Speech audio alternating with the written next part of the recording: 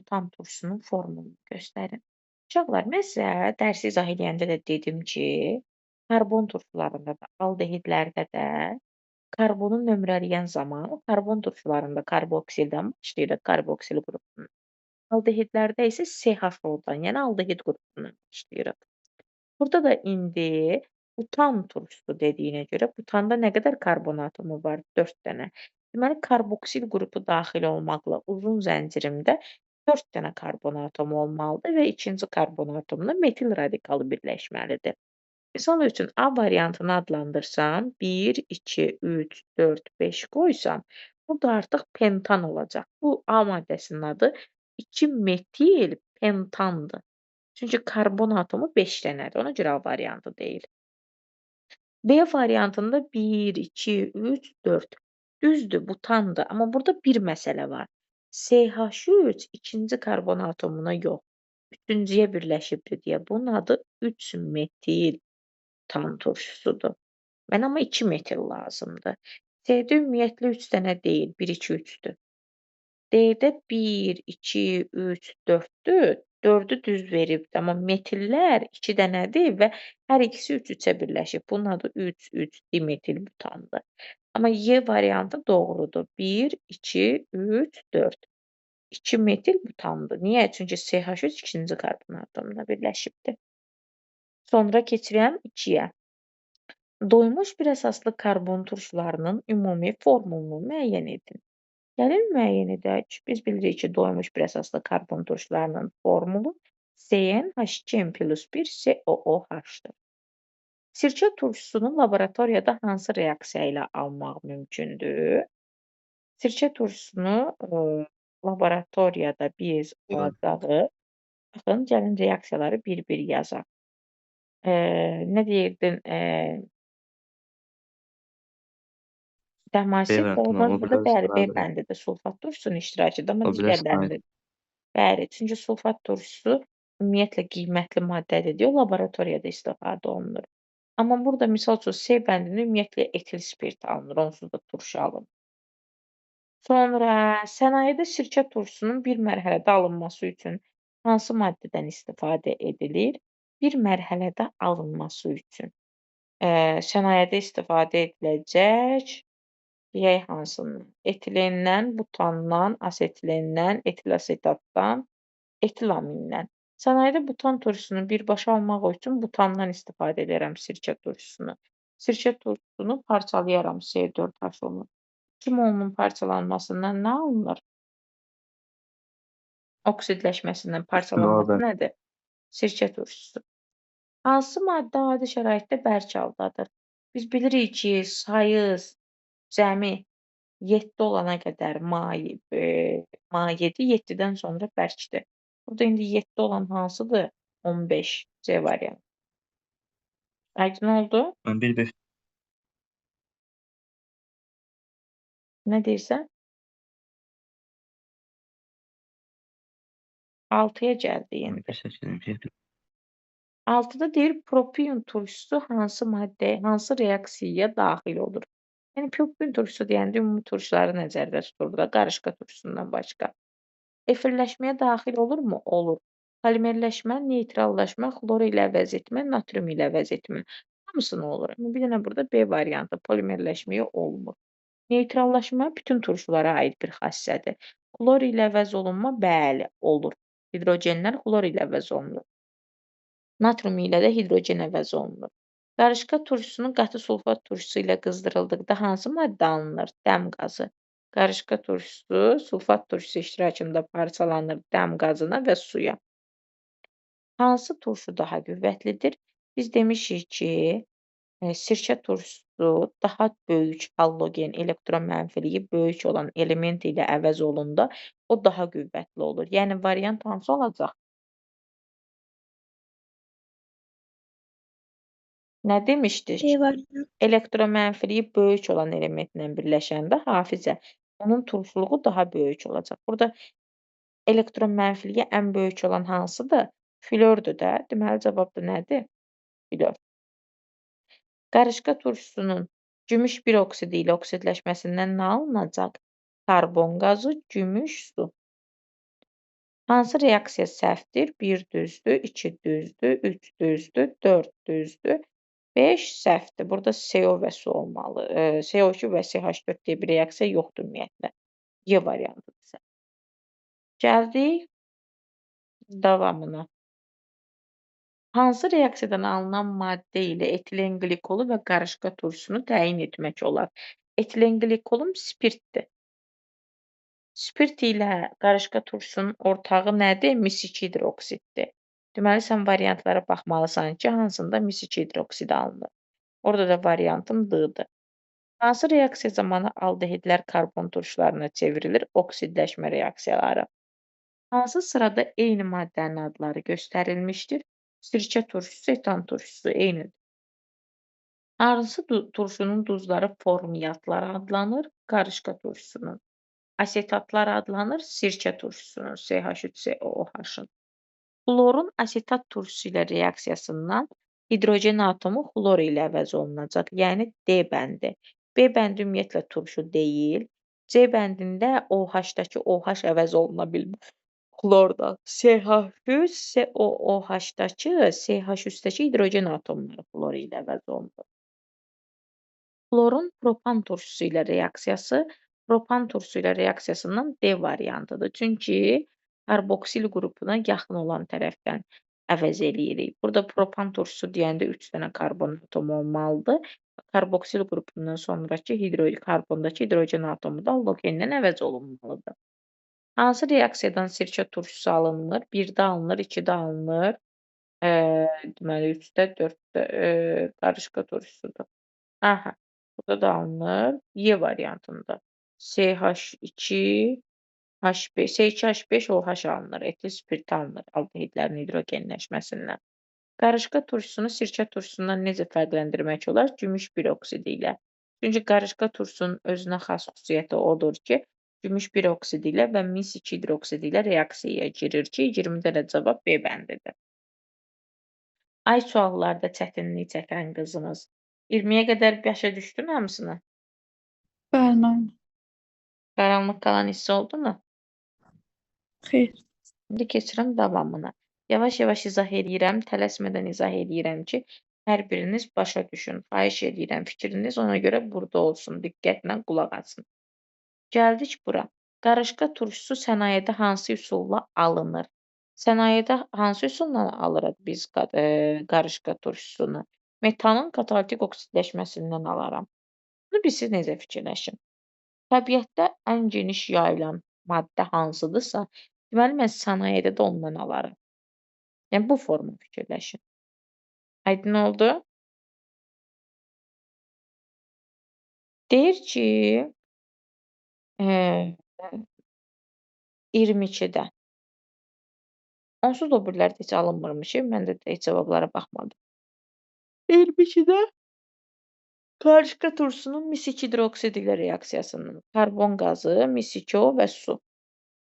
Bir əsaslı karbon turşularının formulu A bəndi. Bunlar sadədir də. 24-də karbon turşusu, yəni qarışqa turşusunun. 25-də karbon turşularınındır cavabı. 26 karboksil qrupu var, Y bəndi. 27 formuluna uyğun gələn maddə hansıdır? Sirkə turşusu, yəni karbon turşularına aiddir. 28-də enimiz 0 olarsa qarışqa turşusudur, D bəndi. 29. Yağ əmələ gətirməyən karbon turşuları hansılardır? Yağ əmələ gətirməyənlər kiçik kütləlidir. Yəni, karbonun sayı 15-dən az olanlar 1, 2, 3, 4, 5 olanlar. Yəni, cavab yalnız 3-dür burada, B bəndi. Lakmusu qızardan və adi şəraitdə maye olan maddəni göstərin. Lakmusu qızartsın və adi şəraitdə maye olan qızardırsa turşudur. Bunlar arasında da turşumuz və maye halda olanımız D variantıdır. Burada niyə maye sözünü verib? Çünki fenol da adi şəraitdə bərk haldadır, amma onun da turşu xassəsi var. Siz onu qarışdırmayın deyə veribdir. Lakmusu qızardan və adi şəraitdə maye olan qarışqa turşusu. Stearian turşusunun molekulunda nə qədər hidrogen atomu var? C5H31COOH-dır. Hidrogen atom sayı 32 dənədir. Üzrü sayın, C17H35COOH-dır stearian turşusu. Orada hidrogen atomunun sayı 35 ilə 1-i toplayırıq 36. Palmitin turşusunda isə 32. Normal quruluşda doymuş karbon turşularının nisbi molekul kütləsi artdıqca izomerlərinin sayı artır. Həll olma qabiliyyəti isə azalır. Sirkə turşusu hansı maddə ilə reaksiyaya daxil olmur? Variantlara baxanda görürəm ki, gümüş ilə.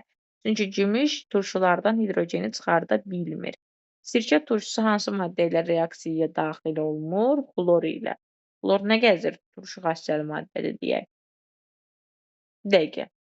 Xlor ilə daxil olur. Hidrogen xlor ilə əvəz olunur. Mən niyə belə sualları qarışdırıram? Cavabımız burada misdir. Mis çünki hidrogeni çıxarda bilmir. Saat 8-dən demək olar ki, məktəbdə 11-ləri götürmüşəm. 9-lar filan yoxdur axı məktəbdə imtahanlarıdırlar deyə. Saat 8-dən demək olar ki, dərs keçirəm deyə beynim yanıbdı. Sonra da hazırlıqlarım olubdu saat neçəyə qədər. Ona görə biraz yorğunam. Nə isə səhv desəm düzəldin. Yaxşı, videoda çəkirəm, uşaqlara səhv getməsin. Bir əsaslı karbon turşusu molekulunda hansı funksional qrup var? B bəndi. Turşuları göstərin. Birinci turşudur, ikinci turşudur, üçüncü turşudur. Bir dənə dördüncü aldehiddir də. Cavab onda 1, 2, 3-dür. C bəndi. Turşuları göstərin. COOH olanların hamısı. Bir dənə 3-ü çıxırsınız. 1, 2, 4. Sirkə turşusu dehidratlaşdıqda sirkə anhidridini əmələ gətirir. Yəni A variantı. Aldehiddir, hidrogenləşməsindən metanol əmələ gələcək, oksidləşməsindən də qarışqa turşusu, yəni A bəndi. Formaldehiddir axı. Qarışqa turşusu hansı maddələr ilə qarşılıqlı təsirdə olur? Mis OH2 ilə girir, gümüş oksidi ilə girir, başqa da heç nə ilə girmir. 1, 2. Hansı reaksiyalarda X maddəsi aldehiddir? Qarışqa turşusu alınıbsa mis 2 hidroksiddən, bəli, bu formaldehiddir. Bir atom CH3OH-ın üzərindən mis2 oksid gələndə aldehid alınır da, HCHO alınır. Ona görə 2-ni də götürürük. Üçüncüdə isə sirkə turşusu imiş ki, mis OH2 ilə reaksiyaya girib duz əmələ gətirib. Yəni burada cavabımız Y variantıdır. Hansı sxemlərdə qarışqa turşusu reduksiya edicidir? Artıq burada reaksiyanı yazıb baxmalıyıq. H karbon OOH-da karbonun oksidaşma dərəcəsini tapsam, hidrogenləri müsbət 1, oksigenləri mənfi 2 götürsəm, karbona müsbət 2 qalır. Karbon burada müsbət 2-dən CO-ya gəlir. Yenə yəni müsbət 2-dir. Heç bir dəyişmə baş vermir. Hər ikisində müsbət 2-dir. Burada müsbət 2-dir, amma gəlir karbon qazına müsbət 4-ə. Nə olur? Artır. Artırsa deməli reduksiya edicidir. 3. Turşu ilə spirt arasında baş verən reaksiya neytrallaşma reaksiyasıdır. Yəni mürəkkəb effektləşmə reaksiyasıdır ki, orada elementlər oksidaşma dərəcələrini dəyişmir. Ümumiyyətlə neytrallaşma reaksiyalarında turşu ilə əsas və yaxud da üzvü turşularla spirtlər arasında gedən reaksiyalarda neytrallaşma reaksiyalarıdır. Ona görə 3-ü də götürmürük. 4-də isə yenə karbon qazı əmələ gəlir deyə, müsbət 2-dən müsbət 4-ə gəlir deyə artır. Yəni reduksiya edicidir. Cavabımız da olur 2 və 4. Sirkə anhidridi molekulunda neçə siqma və neçə pi rabidə var? Baxın, 40-cı sualı, 45-ci suala ox qoydum. Bu bizim sirkə anhidridimizdir. Nə qədər siqma, nə qədər pi var? 2 qat rabitələr 2 dənədir. Deməli, pi 2 dənədir. Siqmanı da tapanda 6 dənə hidrogen, üstünə də o biriləri gəlirəm. 1, 2, 3, 4, 5, 6. Toplayıram, olur 12. Deməli, cavab D bəndidir. 46-da formuluna uyğun olan turşuları göstərin. Sterian ilə polimitin, olein ilə linol doymamış turşulara aiddir ki, keçəcəyik. Hansı reaksiyadan su alınır? Varianta baxanda görürəm ki, burada deməli, birinci reaksiyadan etil spirti, ikinci reaksiyadan sirkə turşusu, deməli, ikinci reaksiyadan da alınmır, üçüncü reaksiyadan da alınmır su. Cavab burada D variantıdır da, formaldehidin mis2 hidroksidi ilə reaksiyasından alınacaq qarışqa turşusu mis1 oksid su. Hansı reaksiyadan su alınmır? Birincidən alınır, ikincidən alınır, divinil, su, hidrogen alınır. Üçüncüdən alınmır, dördüncüdən formaldehiddirsə alınacaq. Beşincidən də alınmır axı. Ümumiyyətlə burada nə reaksiyası gedəcək ki, natrium OH ilə reaksiyasından getməyəcək. Hə, C variantından da alınacaq orada. Biz burada yazırıq HO, su alınır. Niyə? C variantında alınır. NO2 hidrogenlər əvəz olunur NO2 ilə. Burada OH qalır. Həmin OH ilə əvəz olunan hidrogen də birləşib suyu verir. Y variantında cavab Y variantı ümumiyyətlə getmir. Gəldik 49-a. Hansı maddələr təzə çökdürülmüş mis2 hidroksidi ilə reaksiyaya girir? Formaldehid, fenol. Fenol varsa çıx, fenol girmir axı. Sirkə turşusu girmir. Girən qarışqa turşusudur. Cavab burada C bəndidir. Niyə? Çünki deyirik ki, mis2 hidroksidi ilə reaksiyaya girən ya aldehidlərdir, ya çox atomlu spirtlərdir, ya da ki, qarışqa turşusudur. Variantda da baxın, qarışqa turşusu, gliserin, asetaldehid. Qarışqa turşusunu bilirik ki, girir, gliserin çox atomlu spirt, asetaldehid də aldehidlərə aiddir. 50-də yenə spirt, turşu, qarışqa turşusu, bir də aldehid götürməlisiniz ki, cavaba baxın. Gliserin çox atomlu spirtdir, etanol aldehidlərə aiddir. Metan turşusudur da, elə qarışqa turşusudur da. Gəldik indi bu biri səhifəyə.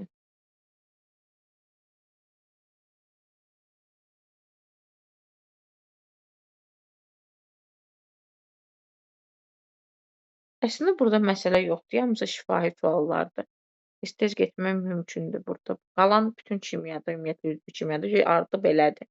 Kütləcə eyni miqdarda götürülmüş hansı turşunun neytrallaşmasına daha çox natrium OH sərf olunar? Kütləcə eyni deyirsə, deməli mol miqdarına baxacağıq. Mən bunların kütləsinin hamısını eyni götürsəm, mol miqdarı kütləsi kiçik olanın mol miqdarı böyük. Hamısı eyni mol miqdar götürsəm, eyni kütlə götürsəm, ən böyük mol miqdarı qarışqa turşusunda olacaq. Ona görə burada ən çox natrium OH sərf olunacaq. 52-də də daha çox hidrogen alınar deyərsə, yenə eyni məntiq ilə D variantı. Hansı halda birləşmələr turşuluq xassəsinin artma ardıcıllığı ilə düzülübdür? Ən az 3-dədir, sonra 1-dir, sonra 2-dir. Çünki halogenin sayı artdıqca turşuluq da artır. Ona görə 3, 1, 2.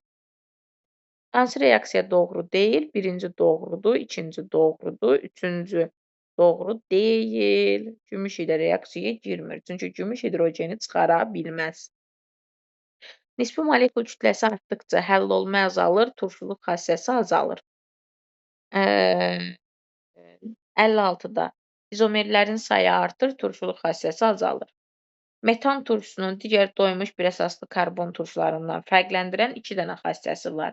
Gümüş bir oksidi ilə reaksiyası və mis OH2 ilə reaksiyası. Buna əsasən 57-də Y variantı, 58-də A variantı. Normal quruluşlu, doymuş bir əsaslı karbon turşularının qaynama temperaturunun zamandan asılılığı kütlə artdıqca qaynama temperaturu da artır. C variantı. 60. 92 qram qarışqa turşusunun qatı sulfat iştirakı ilə qızdırılmasından neçə litr CO alınar? Biz bilirik ki, HCOOH-dan alınır CO və su. Mola-mol gedən reaksiyadır. 46 qram qarışqa turşusundan 22,4 litr alınırsa, 92-dən X. X da bərabər olur 44,8-ə. 3 mol CO almaq üçün 3 mol da qarışqa turşusu lazımdır. Yəni 3-ü vurursunuz 46-ya. O da indi neçə eləyəcək? 3-ü 46-ya vuranda 138 eləməlidir. Hansı sırada soldan sağa doğru turşuluq xassəsi qüvvətlənir? Variantı baxdıqda elə A variantıdır da. Brom ilə əvəz olunub, flor ilə, flor ilə elektronmənfilik artır deyə turşuluq xassəsi də artır, qüvvətlənir yəni. Ümid edirəm ki, bunların hamısını başa düşdünüz. Sonra gəldik bu bir hissəyə.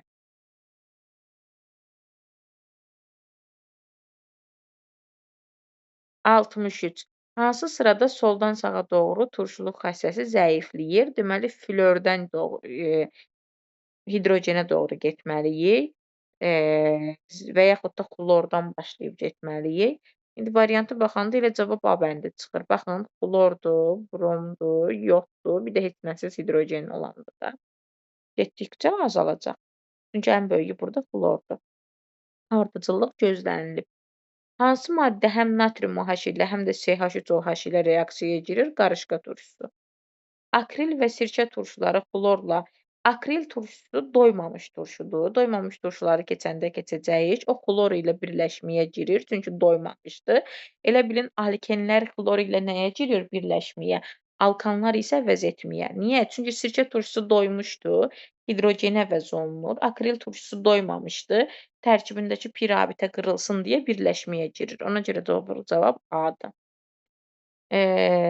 Qarışqa turşusu ilə. Deməli, mis-2 hidroksidin qarışqa turşusu ilə və sirkə aldehidi ilə qarşılıqlı təsiri hansı tipə aiddir? Hər ikisi oksidləşmə reduksiyadır da. Hər ikisində element oksidləşmə dərəcəsini dəyişir. Qarışqada da, sirkədə də. Sterian turşusu formulu C17H35COOH. Polimitin C15 olandır. Praktiki çıxımı 50% olarsa 2 mol sirkə aldehidinin oksidləşməsindən neçə qram turşu alınır? Sirkə aldehidi deyirsə CH3, CHO-dur. CH3, CHO-dan elə CH3, COOH alınır. Reaksiyaları niyə sevirik? Çünki hamısı mola-moldur. 2 molundan elə 2 mol alınmalı idi. Amma bu alınan 2 mol 50% imiş. Onda özü nə qədərdir? 4 mol. Deməli, mən 4 mol sirkə aldehidi götürməliyəm ki, 4-ün 50%-i 2 olsun. Deməli, 4 moldur. 4 mol praktiki yox, üzrü sayın. Mən əksini dedim. Sualı tam oxumamışam. 2 mol sirkə turşusu götürülübdür. Sirkə aldehidi götürülübdür. 2 molundan əslində 2 mol alınmalı idi, amma 2 mol alınmayıb. 2 molun 50% alınıb. 2-nin də 50% eləyir 1 mol. 1 mol sirkə turşusunun da kütləsi 60 qramdır. Yəni cavab elə 60-dır. 70-də 2 mol sirkə aldehidindən əslində 2 mol alınmalı idi. Amma 2 mol alınmayıb 25%. Yəni 2-nin 25%, 0.5 alınıbdır. 0.5-nin də kütləsi 30-dur. Hansı maddənin tərkibində aldehid qrupu yoxdur? Aldehid qrupu olmayan burada kalium asetatdır. Kalium asetat sirkə turşusundan hidrididir. Turşulardan, sirkə turşusudur da yəni. Turşulardan yalnız formiyyatlarda, qarışqa turşusunda aldehid qrupu olur. B variantıdır ona görə. 72 N0 olduqda nə olur? Qarışqa turşusu olur. Bizə deyir ki, indi qarışqa turşusu hansı ilə reaksiyaya girəcək? Oksidləşmə reduksiya reaksiyasına. Mis-2 hidroksidi ilə. Ona görə A variantı. 73-də gümüş bir oksidi D variantı. Qarışqa turşusunu veribdir də, yenə N0 deyir. CnH2nO2 formuluna uyğun gələn doymuş bir əsaslı karbon turşularının molekulunda cəmi neçə sigma rabitə var? Biz dedik ki, karbon-karbon arası N-1-dir. Karbon-hidrogen arası və oksigen də nəzərə alsaq elə bu formula əsasən 2N-dir. Olur 3N-1. Oksigen atomu da əmələ gətirir. Ümumiyyətlə 2 dənə oksigen atomu varsa 4 dənə rabitə əmələ gətirir. Onun biri onsuz da hidrogenləri idi, çıxdıq. Biri də pi rabitədir, onu da çıxdıq. Karbon ilə oksigen arasında 2 dənə sigmadır. O 2 dənə sigmanı nəzərə aldıqda da cavabımız olacaq 3N+1. Karbon-karbon arası N-1, karbon-hidrogen arası 2N, karbon-oksigen arası sigma rabitə 2 dənə, karbon-oksigen arası pi rabitə isə bir dənə idi ki, amma burada pi rabitəni nəzərə almırıq da, sadəcə bilin deyə dedim. 7,4 qram doymuş bir əsaslı karbon turşusunda 3,2 qram oksigen varsa, əslində oksigen nə qədər olmalıdır? 32 qram olmalıdır. Onda turşunun kütləsi nə qədər imiş? 3,2 olanda 7,4-dürsə kütlə. 32 olanda nə qədərdir? X. X də bərabər olur 74-ə. Deməli, bu turşu 74-dür. Oradan da karbonun sayını tapırsınız. Gəldik 76-cı suala. 200 qram 9%-li, lap gözəl. Kim çıxıbdır? 200 qram 9%-li sirkə turşusudur. 200-ün 9%-ni tapırsan. Bir saniye.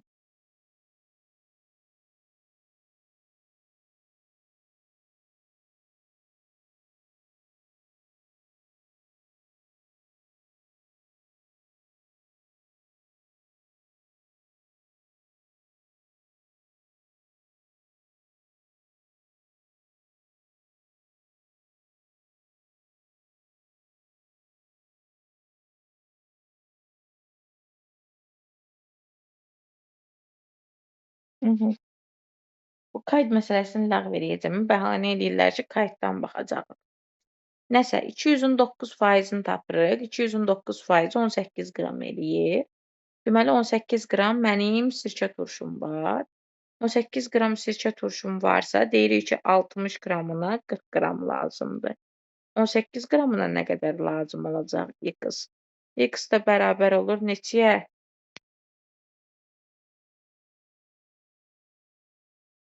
Neçəyə bərabər olubsa tapın da. Sonra. Oy, mən neçəyə gəldim? Neynədim mən? Səhifə neçə idi uşaqlar? Geldim.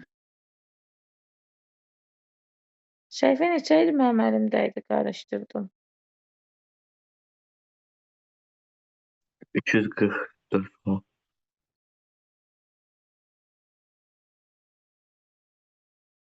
244 olar. Hə. Gəldik 76-cı, 77-ci suala. CO ilə natrium OH-ın qarşılıqlı təsirindən alınan duza gümüş peroksidi ilə təsir etdikdə hansı maddə alınır? Natrium hidrokarbon alınır. H karbon O natriumə gümüş peroksidi ilə təsir eləyəndə. Deyir ki, hansı reaksiyadan su əmələ gəlmir? Yenə bayaqkı tip sual. Cavabımız B bəndidir. Çünki orada hidrogen natrium ilə əvəz alınır. Su necə alınsın? 79-da hansı reaksiyadan metal alınmır?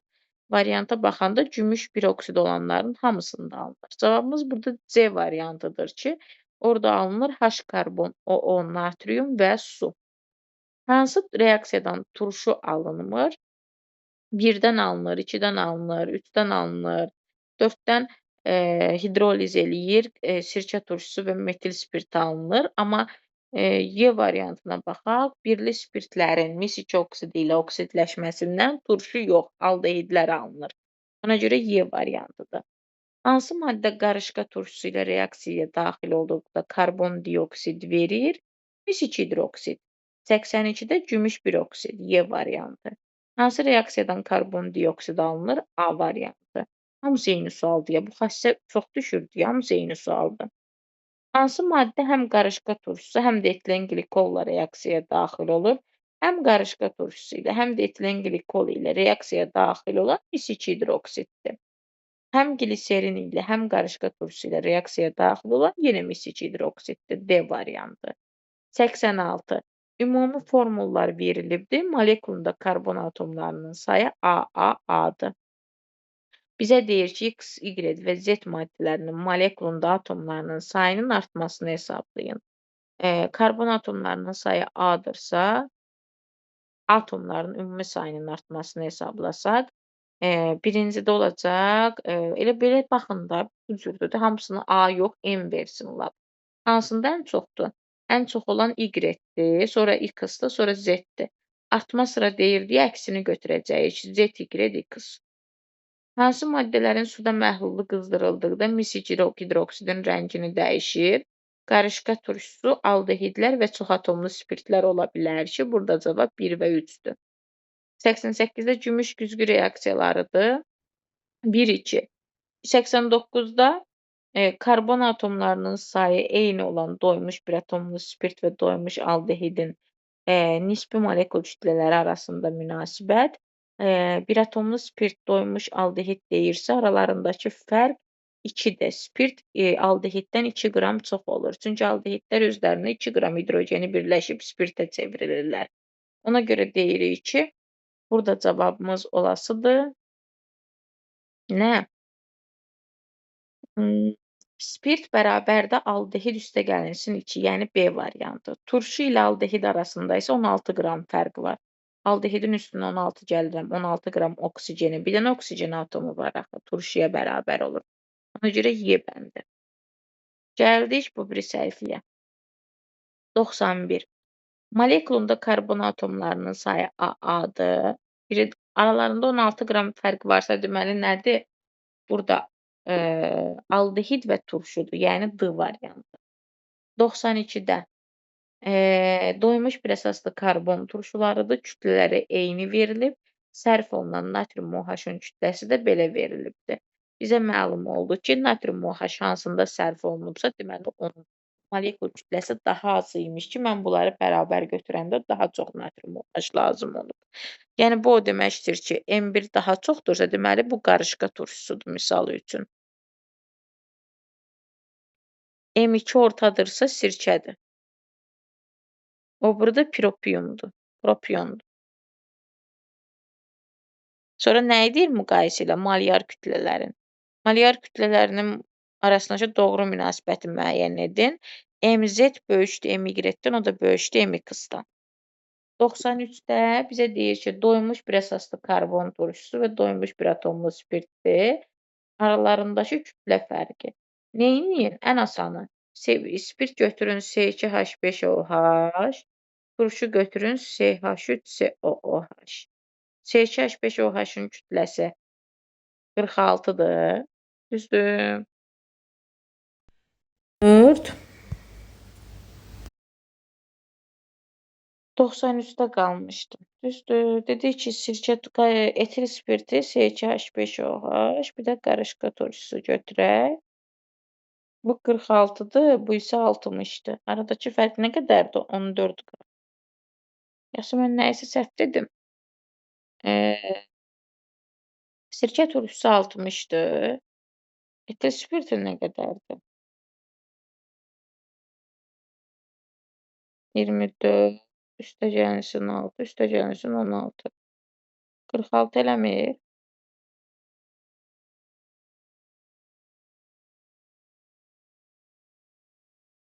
Mənə gələn mürəkkəb efirin kütləsi deyirmiş. Mən də aradakı fərqə baxıram. Oy. Heç bir şey. Tamam başqa şey baxırmışam, üzrü sayın. Biz bilirik ki, spirt ilə turşu, mürəkkəb efirində indi bunu keçəcəyik. Buna aid çoxlu məsələlər işləyəcəyik. Bunun reaksiyası belədir. Turşu, üstə gəlinsin spirt, reaksiyadan alınır mürəkkəb efir, üstə gəlinsin su 1 mol. Düzdür? Turşum neçədir burada? A-dır. Spirtim neçədir? A-dır. Mürəkkəb efiri X ilə işarə edirəm. Suyumda 18 qramdır. X-i tapanda X nəyə bərabər imiş? X bərabər imiş 2A çıxılsın 18-ə. Yəni A variantına kütlələrin sağlanması qanununa görə A üstəgəl A bərabərdir X üstəgəl 18-ə. 9,4 qram fenol, 6 qram sirkə turşusundan ibarət qarışıq tam neytrallaşmasına neçə qram kalium OH sərf olunar? Mən bilirəm ki, fenolun da 1 moluna 1 mol lazımdır. Sirkə turşusunun da 1 moluna 1 mol lazımdır. Fenol 0,1 moldur, sirkə turşusu da 0,1 moldur. Elə cəm 0,2 mol kalium OH lazım olacaq. O da 11,2-dir. Doymuş bir atomlu spirtin oksidləşməsindən alınan 22 qram bir əsaslı doymuş karbon turşusunun neytrallaşmasına 14 qram kalium hidroksid lazımdır. Deməli, kalium OH 14 olanda turşum 22-dir. Biz bilirik ki, bir əsaslı karbon turşularının COOH-ın sayı bir dənədir deyə, onların hamısının 1 molunun neytrallaşmasına 1 mol kalium OH lazımdır. 14-ə 22-dirsə 56-ya X-dir. X da buradan bərabər olur 88-ə. Hansının kütləsi 88-dir? Hansı turşunun kütləsi 88-dir? Onu tapmalıyıq. Hansı turşudur? Kütləsi 88-dir uşaqlar. Sirkə turşusu 60-dırsa, karbonun sayı 3 olan propan turşusu 74-dür. 88 olanda butan turşusudur. Butan turşusunda da 4 dənə karbon atomu var deyə spirt kimi olacaq? C4H9OH. 96-da buradan alınır H karbon O10 natrium. H karbon O10 natriumun üzərinə H2SO4 gəlsəm, qarışqa turşusu alınacaq. Deyir, qarışqa turşusu üçün hansı ifadə səhvdir? Mis hidroksidi ilə təyin etmək olar, düzdür. Gümüş güzgülər reaksiyasına daxil olur. Kütləsi 46-dır. Lakmusun rəngini göyərdir. Xeyr, turşular nə vaxtdan göyərdir, qızardır. Deyir ki, 100 qram 92 faizli etil spirtinin oksidləşməsindən alınan asetaldehidi uyğun turşuya oksidləşdirdilər. Bu turşunun 80 ml suda həll edilməsindən alınmış məhlulda sirkə turşusunun kütlə payını hesablayın. Lap gözəl. 100-ün 92 faizi etil spirtidir. 92 qram etil spirtidir. 92 qram etil spirtindən nə qədər sirkə turşusu alınacaq? 46-dan 60 alınırsa. 92-dən də 120 alınacaq. Deməli, 120 qram sirkə turşum var. 120 sirkədir, 80 də sudur. Cəm olur 200. 200 məhlulun 120-si sirkədirsə, bu da eləyir neçə faiz? 60 faiz. 4 mol sirkə anhidridinin artıq miqdarda su ilə reaksiyasından neçə qram etan turşusu əmələ gələr? Sirkə anhidridində 1 molun tərkibində 2 mol sirkə var. Ona görə deyirik ki, sirkə anhidridinin 1 molundan 2 mol turşu əmələ gəlir. 4 molundan 8 mol əmələ gələcək. 8 molda 8-i vurun 60-a 480. 0,4 mol sirkə anhidri almaq üçün neçə qram etan turşusu lazımdır? 2 mol sirkə turşusundan 1 mol sirkə anhidridi alınır. Bəs neçə molundan 0,4 alınır? X bərabər olur 0,8-ə. Mənim bu 0,8-im 80% imiş. Neçənin 80% 0,8 eləyər? 1-in. Deməli, mən 1 mol sirkə turşusu götürmüşəm ki, onun 80% 0,8-dir. 1 mol sirkə turşusunun da kütləsi elə cavabı 60-dır. Sonra gəldik 100-ə. Asetaldehid və propil spirtindən ibarət qarışığın 10 qramına gümüş peroksidi ilə təsir etdikdə 6 qram sirkə turşusu alınır. 6 qram sirkə turşusu alınıbdırsa, deməli 0,1 mol sirkə turşusudur. 0,1 mol sirkə turşusudursa, asetaldehidimiz də 0,1 mol, yəni 4,4 qramdır. Bunlar mola-mol gedən reaksiyalardır hamısı. 1 mol formaldehiddən 1 mol qarışqa turşusu alınır. 1 mol sirkə aldehidindən 1 mol sirkə turşusu alınır.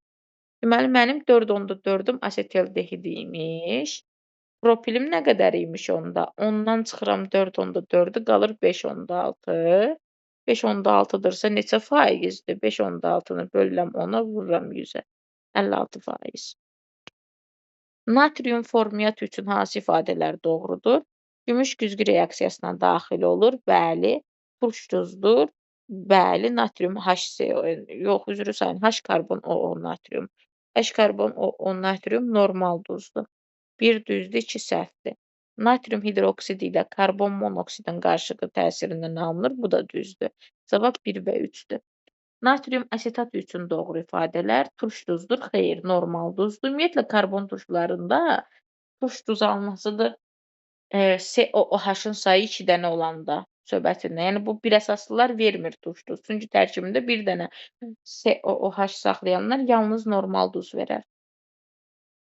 102-də turş duzdur, xeyr. Suda məhlulu qələvi mühit verir, bəli. Çünki natrium qüvvətlidir, asetat turşusu zəif turşudur. Natrium hidroksidi ilə qızdırdıqda metan alınır, bəli. Bu bilirsinizmi hansı reaksiyada? Alkanların alınması CH3CO10 natrium üstə gəlinsin natrium OH. Buradan nə alınır? Alınır metan, natrium karbonat. Düzdür. Yəni cavabımız budur. 0,5 mol butandan 144 nə qədər sirkə turşusu alınacaq? 1 molundan 2 mol alınır. C4H10-dan alınır CH3COOH 2 mol. 1 molundan 2 moldursa 0,5-indən nə qədər alınacaq? Vururam 2-yə 0,1 mol. 0,1 mol sirkə turşusunun kütləsi 6 qramdır. Deməli, 6 qram sirkə turşum var, 144 qram suyum var. Onda məhlulum 150-dir. 6 da 150-nin neçə faizidir, onu tapmalıyıq ki, 60-ı da 15-ə böləndə 4% eləyir.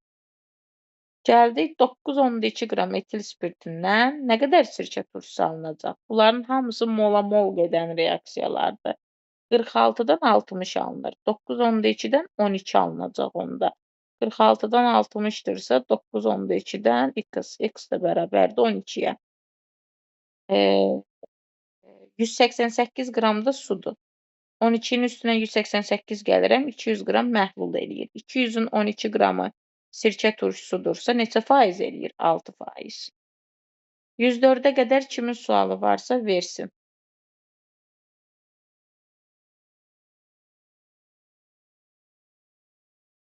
104-ə qədər sualı olan.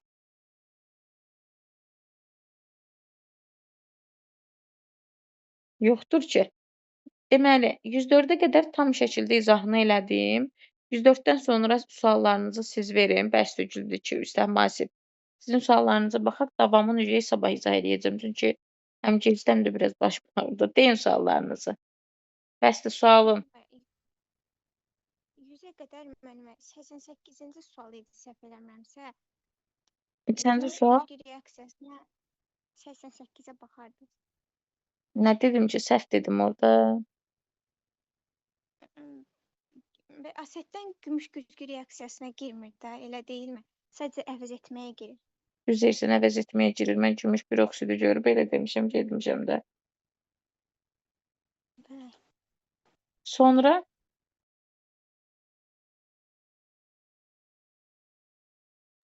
122 var müəllimə. 152, 122. 122.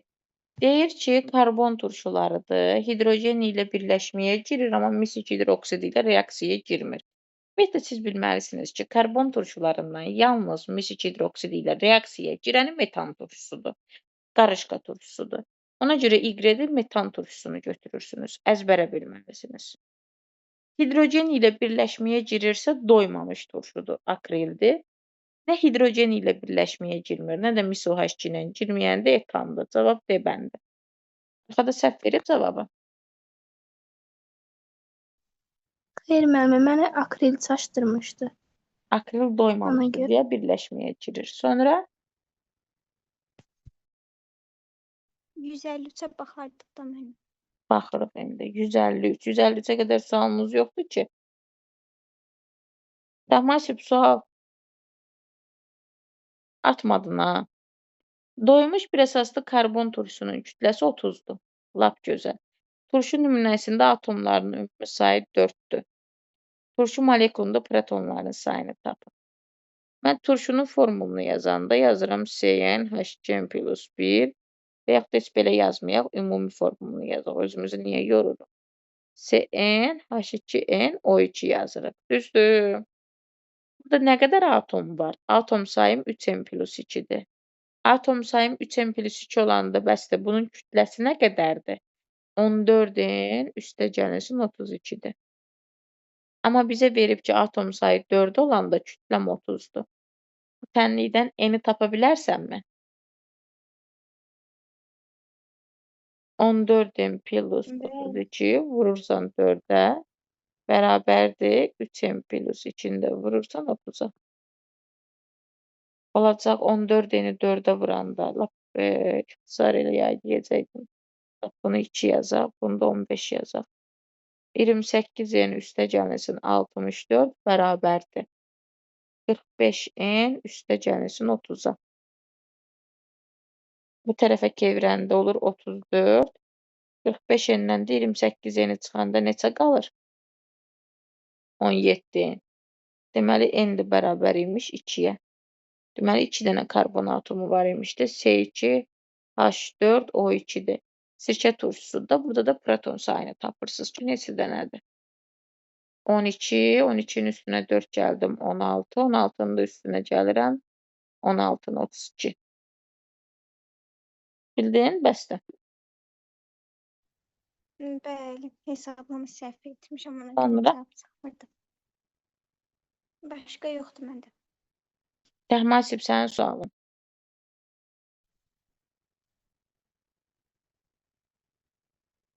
Məndə bir də 183 var müəllimə. 0,2 mol sirkə anhidridi almaq üçün neçə? Dedik ki, 2 mol sirkə turşusundan alınır 1 mol sirkə anhidridi. Düzdür? 2 molundan 1 Bəli. mol alınırsa neçə mol lazımdır ki, 0,2 alınsın Gülçin? X bərabərdir 0,4-ə. Amma mənim bu 0,4-üm 80%-dir. Çünki məhsulun çıxımını 80 verib. 0,4-üm 80-dirsə neçəm 100 olar? 0,5. Bəli. Deməli, mən 0,5 mol götürməliyəm ki, 0,5-dən 80%-ni tapanda 0,4 sirkə anhidridi qalsın. Ondan da o qədər turşu alınsın. Bildin? Bəli. Bu nəsə 80%-ni tapanda problem yaşamışammış. Deyəsən xəstələnmirsən, burnunu danışsan. Sonra Bəli. qripdən dondu Başqa səhvində. yoxdur. Kiminsə sualı varsa versin. Yoxdur ki, sabahları məhdullara baxandan sonra 196-ya qədər suallara da baxacağam. Artıq 4-cü günü üçün sizə 2 əsaslı doymuş karbon turşularını izah edib, bundan ətraflısını verəcəm. 4-cü gün artıq sizə mən izah edəcəm. Mürəkkəb efirlər, yağlar, yığıcı maddələr. İnanın ki, bu da çox sadədir. Biraz mürəkkəb efirlərin məsələsi beyin qarışdırır. Onları da tez-tez eləyəcəyik. Bunun da sualı çox olmamalıdır. Az olmalıdır. 1-2 dəfəyə verəcəm. Tez-tez bitirək, sonra qayıdaq, təkrarımızı da eləyək, gedək. Bəsdir, sən də bu bazar günündən, 6-cı gündən qoşulmazsan ümumiyyətlə, yaxşı?